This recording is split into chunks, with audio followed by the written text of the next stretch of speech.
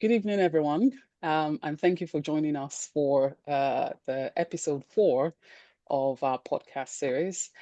Today we have Mr. Akande, Mr. Akin Akande with us to share his story. Thank you very much, sir, for taking time with us today to share your story. So I feel like there's going to be a lot of nuggets in today's conversation, so let's just get right into it. Um, we'll start with the first question then. So, you'd introduce yourself after I've asked the first question, and then we can Hmm. go into answering it. Yeah. So, what made you move? What's your story, your background?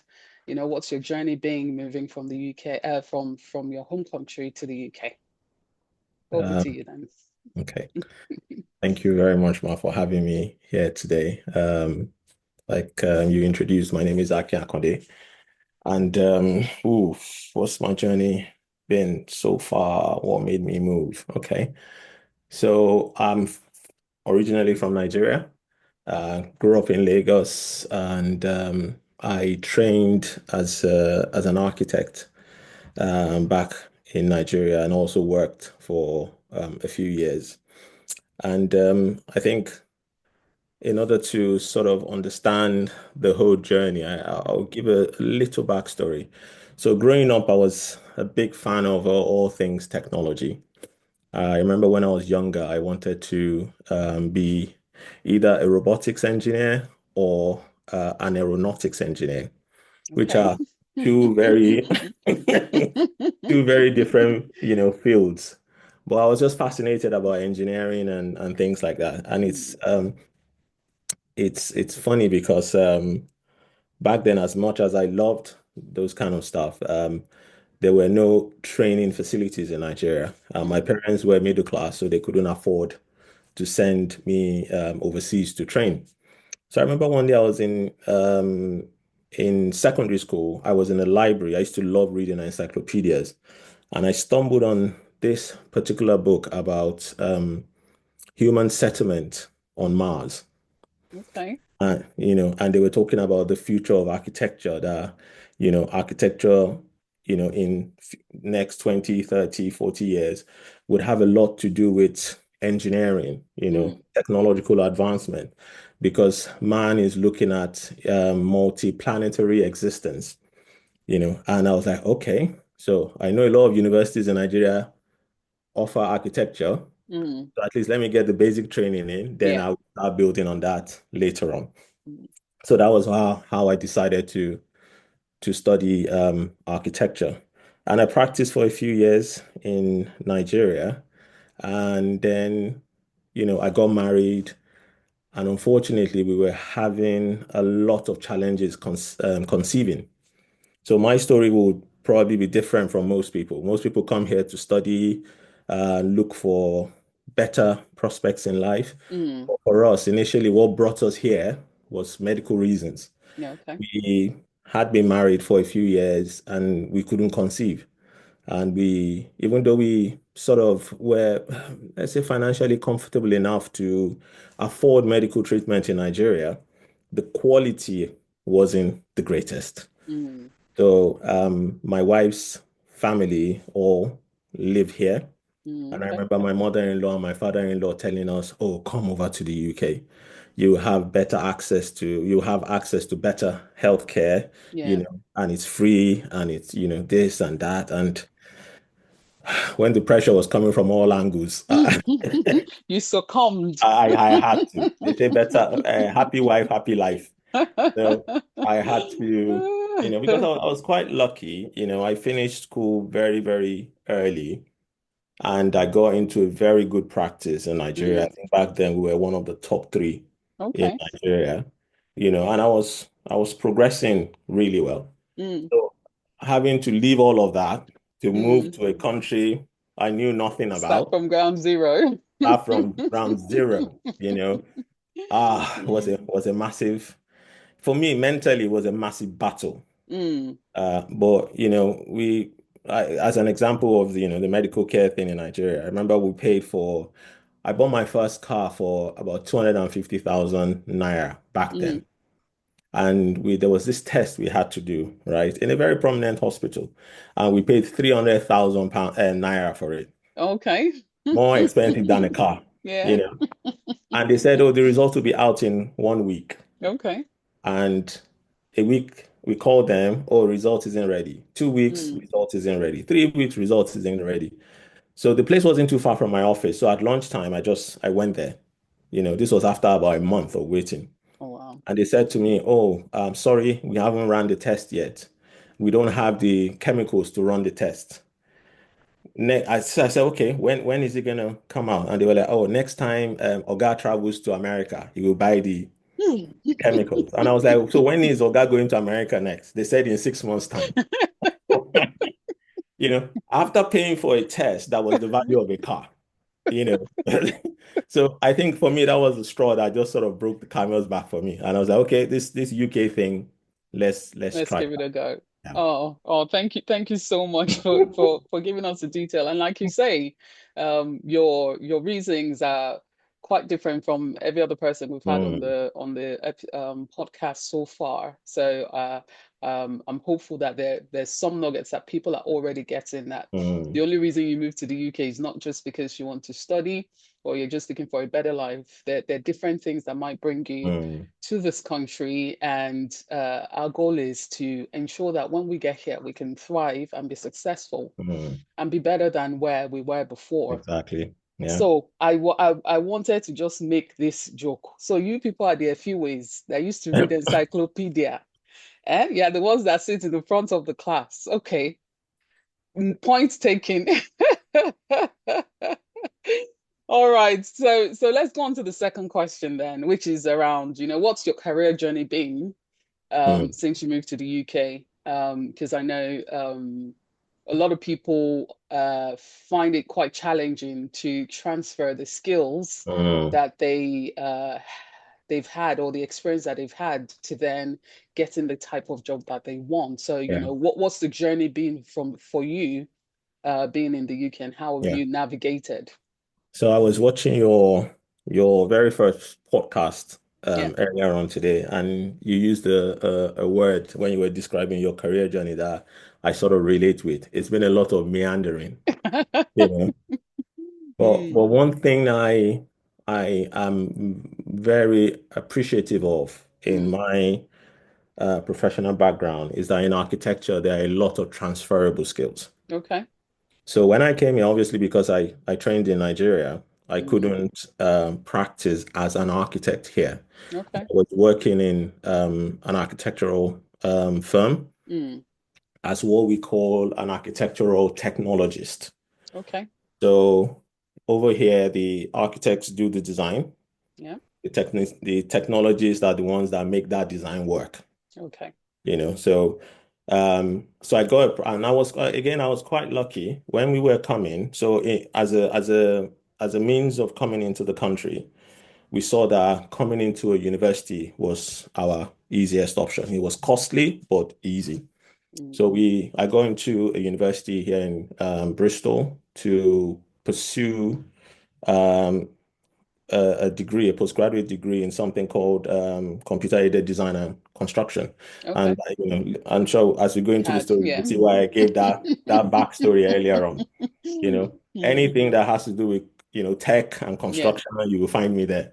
Mm, So, and it was the first of its kind in the mm, country and okay. probably in the Western world Okay. because the what I do now is a relatively new aspect of construction, and they were one of the first people to start, thinking ahead and sort of create a degree program for it. So I Okay. signed up for that. But when I was coming in, I spoke to a few people who were already here, and they said, Mm, start putting your CV in. Don't wait till you get here before you mm, start sending your CV in. So I did that, and again with their help, because again the way we write CV back mm. home is different from here. Yeah. So they started teaching me, the languages you have to use, how you have to structure and everything. So luckily for me, by the time I was coming in, I had like I think about 5 interviews lined up. Okay. And within the first week of getting here, I had 3 job offers, Ah, you know. So I was in schooling and I was working, which okay. made things a lot, easier Yeah. financially. So I worked in an architectural practice as an architectural technologist. And then along came the recession in Mm. 2008, and a lot of us were made redundant. And I was without work for almost 6 months, which was, personally for me, was one of the most challenging, times of, my life as, and even my wife's, because I was already married before coming here, but Yeah. we didn't have any children yet. But it was a massive challenge. Mm. So I had to start thinking outside the box. It's not a case of, oh, if I don't get an architecture job, I will not work. Mm. We had to put food on the table, put roof over our head and everything. Mm. And then I got a job in pensions, Okay. pension administration. And it was a massive eye opener Mm. because in I think you mentioned also that you worked in, Yes, I did. yeah, That's why I gave that big smile. That you that know, was one of the jobs I did as yeah, well. I have. And for me, it was a massive eye opener because it helped me learn empathy Mm. and compassion because you are on the phone and you're talking to people who Mm. have worked all their lives, have now retired, Yeah. and the little pension that they need for survival is being held up, or maybe they've lost their spouse and they're trying to get their, spousal pension, and you hear all sorts of life stories. Mm. And it opened my eyes to, a different aspect of my, work or people engagement skills that I didn't need to have in architecture. Yeah. You know, I'm behind a computer designing a house, Mm. and I don't, apart from maybe interacting with my clients and some other stakeholders, I don't see what's happening in their lives. I don't, Yeah. I just go there, we build what we've designed, we hand over, we move There are on to, boundaries. you know. So I was in pension for a few good years Mm. because of, the recession and all of that. And again, whilst I was doing the pensions work, the university reached out to me and said, "Oh, we now have another MSc module, which is an advancement of the one you did before." And Mm. it was my module coordinator back then that rang me up and said, "Oh, I think you would love this one because I know you Mm. like stuff like this." Yeah. So I then told the missus that, okay, another program has come up. I want to go for it. Mm. So we saved up money, we planned how we're going to work it out and everything. And I signed up for the module. But again, I was still working in pension. But during that time, things started improving economically. Yeah. And I then got back into architecture. Mm. Actually, I went to the very first firm I worked with when I came into the country, which was, luckily for me, a stone throw from the university. And my Mm. house was like 5 minutes from the office. So I did that program whilst working, and gradually my career started moving from hardcore architectural design into something that we call building information modeling. Okay. And now, in where I work now, we refer to it as digital engineering, Okay. which is all about looking at how we can use technology Mm. to improve the way we build, to build more efficiently, more effectively, and also, using technology to improve safety on Mm. site. So we're looking at things like robotics, we're looking at artificial intelligence, we're looking at data analysis and all that kind of stuff. So that's how the trajectory of my career started changing Okay. gradually. So from there, I then stopped, or I changed jobs and was not working in core architectural design anymore. I Mm. now moved into BIM, but under an architectural firm. Um. So in Bristol here. And then I moved on from there to work in an infrastructure design company where we were Okay. designing um, like water treatment plants, waste management plants, nuclear facilities and stuff. Also managing building information modeling. Okay. And then again, I moved into another construction company, focusing on facility management. So, you know, and that was a thing that was relatively very new to me because Mm. I design, we build, we hand over. I Yeah. don't know what happens after hand, you know. So again, it was a massive eye opener. And I was Mm, in facility management for about 7 years. okay. Uh, oops, sorry, my desk is. And then I moved within the company Mm, to the construction arm of that company. Again, still managing building information modeling.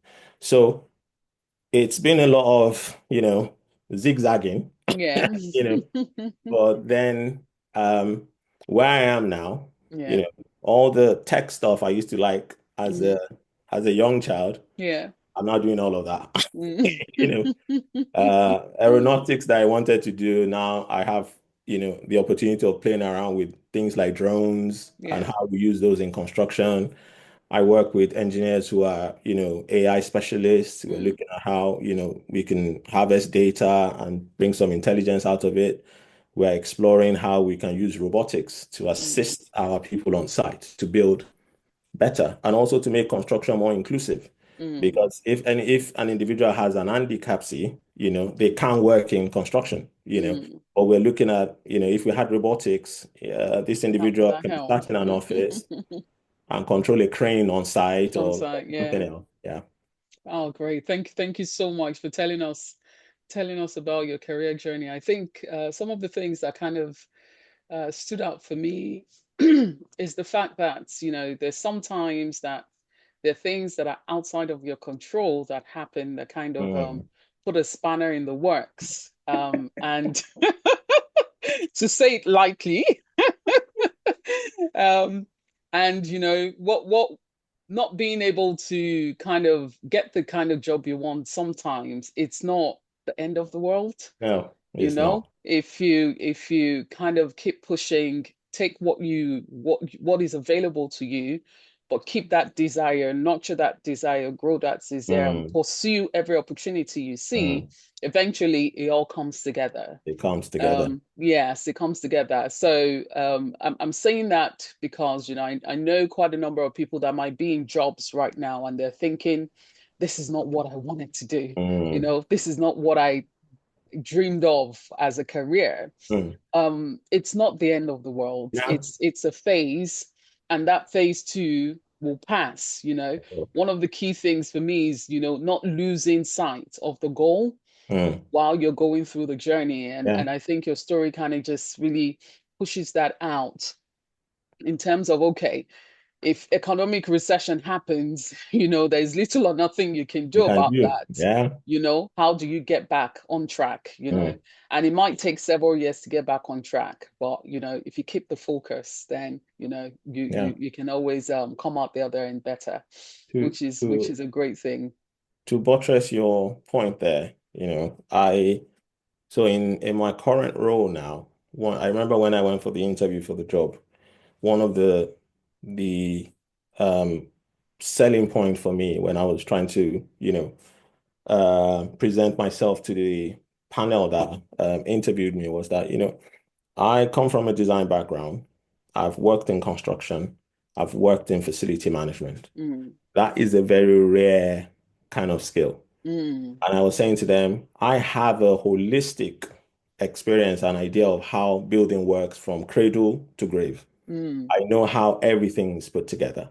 And all this data thing that we're talking about now, I can see how they affect the The different, different parts of the parts the of system. construction, you Yeah. know? So, and I don't do operational stuff anymore now. I do more about strategy and, more people management. And those skills I Mm. gained in pension, Pension administration. you know? Absolutely. Sometimes when people pick up the phone and they talk to me, and instantly when I hear their voice, I say to them, "Are you okay?" Mm, And they're like, "How do you know that?" You know? mm, And those are skills I picked up then. mm, Because sometimes you're managing cases and you're mm. working on it for days, you're having repeated contact with the clients, and you're thinking to yourself, oh, I thought this was the West, that this kind of thing should not be happening here. So, they are human beings, it still happens also. So, Yeah. like you rightly said, everything works together Mm, for your good as long as you keep focus on yeah. what you want to achieve. Yes, yes, absolutely. And the other thing, that kind of strikes me is that there's no skill or experience that is redundant, that No, that doesn't have its value. no. And I think that's another thing that, might be helpful for people to think about is Mm, what am I doing currently and what can I learn from what I'm doing currently? mm, Being able to understand that there's some skills that you're learning and you're not paying attention to, okay. so it might feel like, okay, I'm in a job right now that I absolutely don't like. Mm, If you can change the focus to, okay, I can't change the situation right now, mm, what is it that I'm learning that will be valuable for my future, mm, and focus on building those skills, then you've got transferable skills to move into the next point in life. Thank you so much for kind of just building on those points that you made. mm. And the last question is around, top three tips or learnings along your career journey. I know three is a very, very tiny number. But if Uh, you were just to think about, what do you think people need to hear, given the current context of work mm, and potential situations that people are in, what three things would you share? yeah. So I had to think about this, earlier on, and like, when we started, I said, oh, three. I'm trying to compress Yeah, a lot of things together. yeah. So, number one for me will be to be true to yourself. Mm, But in being true to yourself, do not limit yourself. mm, You know, I saw an image on social media I think it was last year, mm, about a cat who was stood in front of a mirror, and the reflection in the mirror was the image of a lion, mm. you know. And that can go both ways. Yeah. Sometimes we over, you know, Sell. estimate or oversell our potentials. Mm, But then when you do that, you are not being honest with yourself. mm. And when you're not honest with yourself, you can't see where the knowledge gaps are Yeah. and help strategize on how to fill those knowledge gaps. Mm. But also, because you are not there yet, doesn't mean that you cannot get there, Fair. Mm, you know. So like when we came to the country, and initially I was looking at, I was a bit upset initially when they were offering me an architectural technologist job. And mm, I'm a project architect, in Nigeria. I run several projects. I have people working with me. And now they're telling me to be a technologist, which I equated to a draftsman, mm. in Nigeria. But then I had to sit down and say to myself, okay, why are they, grading me this way? Mm, At a point when I was so fixated about practicing architecture, I decided I reached out to school saying that, oh, sorry, I reached out to the RIBA, which is the board that mm, governs architecture here. And they said, oh, with your degree and your master's from Nigeria, you have to go and start from part two. And mm, I'm like, seriously? mm, What on earth is going on? mm, So I had to sort of reevaluate my plans. I mm. then sat down and what is it that I lack Yeah. that makes them equate me to this level. Mm, Again, I had to change my thinking. Okay, yeah, in Nigeria, we consider a draftsman's job as being low, but mm, over here, some technologies even earn more than architects. You mm. know, so when I started looking at those gaps, then I started upskilling myself, and Okay. that was when I found out about building information modeling. Mm, And I looked at, okay, this is an opportunity to create a niche for myself, and this line is a marriage of all the things I've always wanted to do, mm. as a child and pursue it. So, like I said, be true to yourself, but do not in any way underestimate yourself. Yes, sir. Like you said in your podcast, the people here don't have two heads. It's one, they have 24 hours in a day, two Yes. eyes, two legs, two hands. So our skins might be different, but what runs underneath that is the same. Yes, sir. So, and here the opportunities are endless if we just Mm, know what to look for. Number two for me will be staying focused. mm, One of the things that a lot of us who are immigrants coming into this country, one of the biggest challenges we have is the culture shock. Yes. People come in here, the freedom gets into their head. You Mm, know, people come in here, the money becomes their God, mm, you know, and it just derails them. mm. There will be culture shock Yeah. because there are a lot of things that happen in Nigeria that you don't see here. There are a lot of things that are norms in Nigeria that they are practically taboos here, and vice Mm, versa. mm. But all in all, you have to keep your head on, and do not lose focus of why you are here. Yeah. It can be career, it could be family. I say to people, the Bible says that the love of money is the root of all evil. Mm. It doesn't say money is the root of all evil, it's the Yeah. love of it. So I want to be wealthy, Yes, sir. There's no crime, there's no crime in that, I want to be comfortable. Yeah. So if being comfortable financially is your focus, don't let things distract you. Yes, sir. And lastly, for me is and these are personal things that I have identified. Yeah, Mm. it's people skills. Yeah. You need to learn to engage with people. Um, I was more of an introvert when I came to this country because I wasn't the talkative type. Mm. And I remember then when I'm in work, right, when I'm thinking of how I'm going to do my save money for my next home office application. Mm. I'm thinking of the family in Nigeria that wants to get married and they're asking for money, or the kids that you're helping to go to school. And then my work colleagues tell me, oh, their cat is sick. And I'm thinking to myself, in the scale of It's things, that's not that's not what I need to worry about right now. So I mm, wasn't engaging with them. mm, And I remember every PDR I did, my line manager would tell me, Akin, you are excellent at your work, but you need to, engage in more banter in mm, work. And I'll be thinking to myself, does this woman know the things that I'm dealing with? You know, mm. But I've seen that you need to build relationships. Yes, sir. I say to people, I'm not out in my place of work, I'm there to do a job. Mm. I'm not out to make friends, but definitely I'm not out to make enemies. Yes.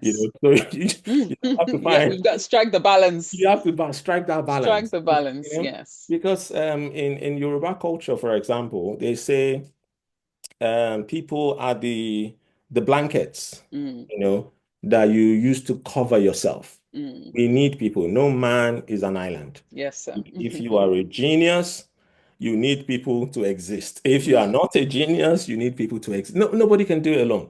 yeah. And when you build relationships, it makes that progression easier. It makes it makes achieving your goals or your aims or your Mm, tasks a lot easier. And that's one of the things I see with people from my part of the world. We don't think, engaging with, our work colleagues, it's a no-no. mm. Or, it's only my Yoruba colleagues or people from my home country that I engage with. Nah, it doesn't work like that. Yeah. You have to, even if it's watching videos, training yourself, reading books, you need to get better at it. Mm. Thank you so, so much for those 3 points. And if I'm just going to recap, so you say don't overestimate and don't underestimate yourself. Yeah. Keep your focus and build people skills. I know we can keep talking about this for another 1 hour, easy. Mm. But yes, thank you so much, sir, for the your story that you've shared. Thank you for the nuggets that you've passed across. If there's anything that sticks out to anyone as you're watching this, please put it in the comment and let us know what you think. But sir, thank you for taking this time with Thank you us this so much. evening. Thank you so much for having I've me. learned so, so much, and I can see a lot of parallels in some of our experiences, Mm. So I hope that this has been really useful for you. If you're watching this, let us know if there's any other things that you want to hear from the podcast, and we would look to incorporate it. But yes, have a good evening, everyone. And Sarah, thank you for coming on today. Thank you very much. Take care. All Bye. right. Bye.